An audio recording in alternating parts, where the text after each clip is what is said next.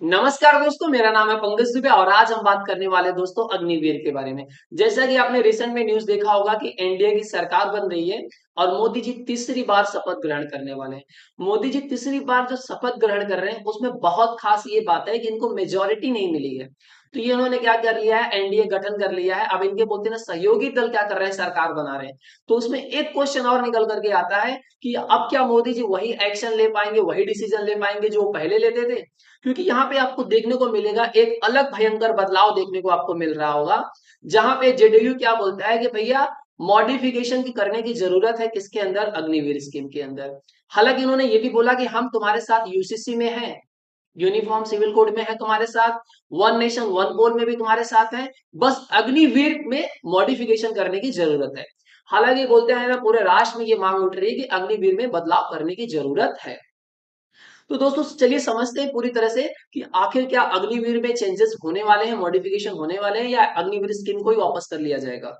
चलिए, अग्निवीर योजना में बदलाव क्या करेगी नई सरकार।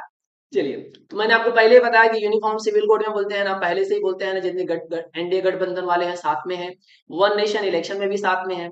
अब यहाँ पे देखिए न्यूज एक खास की हो जाती है, आप इनको जानिए।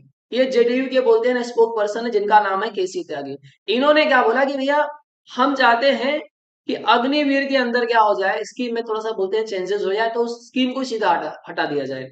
साथ ही साथ अखिलेश यादव ने भी बोला कि भैया अग्निवीर स्कीम को हटा दो। और जनरल वीके सिंह उन्होंने भी बोला कि अग्निपथ में क्या होना चाहिए, कुछ चेंजेस तो होने ही चाहिए। अब ये एक भयंकर न्यूज हो जाती है कि दोस्तों कि अब यहाँ पे सिचुएशन बोलते हैं ना बहुत ज्यादा खराब होते जा रही है। अब जितने भी बोलते हैं ना युवा हैं, इसका बहुत ज्यादा विरोध कर रहे हैं कि भैया अग्निवीर को आप खत्म करो, अग्निवीर योजना हमको नहीं चाहिए। अब इसका बोलते हैं ना भुगतान भी बीजेपी ने किया है। अग्निवीर की वजह से बीजेपी ने बहुत बड़ा बोलते हैं ना प्राइस पे किया है। चलिए उसको समझते हैं कि अग्निवीर की वजह से, अग्निवीर मुख्य कारण रहा है दोस्तों जिससे बीजेपी को जो सीट कम मिली है, उसमें नंबर वन लिस्ट में कौन है, अग्निवीर। चलिए देखिए, अब जिन राज्यों से बोलते हैं ना ज्यादा बोलते हैं ना युवा बोलते हैं ना जाते हैं आर्मी में, अब वहां का हाल क्या हो गया उसको भी जरा समझ लेते हैं। कुछ जगहों पे तो इनको बोलते हैं सीट कम हो गई, अब कुछ जगहों पे वोट का परसेंटेज कम हो गया है। तो ऐसे कुछ खास बोलते हैं स्टेट की मैं बात कर लेता हूँ। यहाँ पे आप देख सकते हो, जैसे यहाँ पे आप देख सकते हो हिमाचल प्रदेश, पंजाब, हरियाणा, उत्तराखंड, उत्तर प्रदेश और राजस्थान। यहाँ पे बहुत बड़ा बोलते हैं ना चेंजेस आपको देखने को मिलेगा। तो चलिए देखते हैं पहला चेंजेस कहाँ पे हम लोग देख लेते हैं। हरियाणा में देखिए क्या हो गया, 10 से घट करके 5 सीट हो गई इनकी। और अगर मैं हिमाचल की बात करूं तो 69% का जो वोटिंग था वो 56 पर आ गया। उत्तराखंड में भी 61 का परसेंटेज का जो वोटिंग था वो 56% हो गया। पंजाब में सारी सीटें हार गई। राजस्थान में सीटें जो 24 सीट थी वो 14 पे आ गई। अब यूपी में बहुत बड़ा बोलते हैं ना बदलाव हुआ, 62 जहां पे सीट मिलती थी इनको, यहाँ पे कितने हो गए, 33 हो गए। तो ये सब बहुत बड़े जो बोलते हैं ना बदलाव जो देखने को मिले हैं।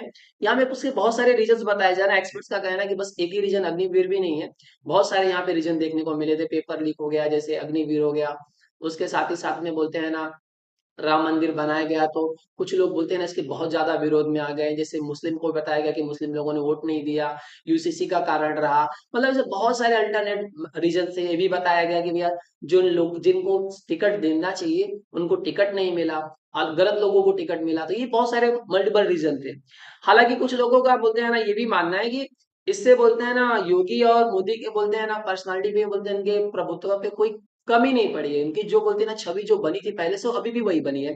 हालांकि कुछ लोगों का ये भी मानना है कि अभी भी यूपी में अगर आप इलेक्शन करा दो तो भी आराम से बोलते हैं ना योगी जी बोलते हैं ना सीएम बनकर के वापस आ जाएंगे।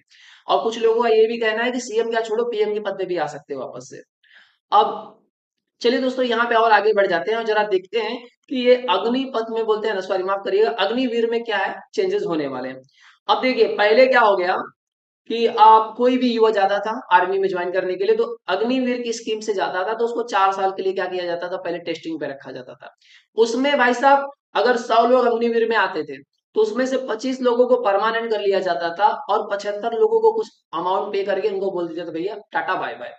अब ये बोला गया कि भैया ये जो 75 है, ये जो 25 है, अब ये 25 को बढ़ा करके आप बोलते हैं ना इसमें मॉडिफिकेशन करो। मतलब अगर 100 लोगों को ले रहे हो एटलीस्ट, तो बोलते हैं कम से कम 75 लोगों को, 80 लोगों को रखो, खाली 20 लोग को निकालो। या सीधा पूरा इस बोलते हैं ना अग्निवीर स्कीम को ही कैंसिल कर दो, खत्म करो कहानी। और यहाँ पे एक चीज और देखने को मिली थी कि जो रेगुलर सैनिक होते हैं उनको साल भर में 90 दिन की छुट्टी मिलती है। और जो अग्निवीर की तरफ से बोलते हैं ना, ज्वाइन हुए रहते हैं, उनको साल भर में खाली 30 दिन की छुट्टी मिलती है। तो ये एक बहुत बड़ा बोलते हैं ना बलंडर हो गया था बीजेपी की तरफ से।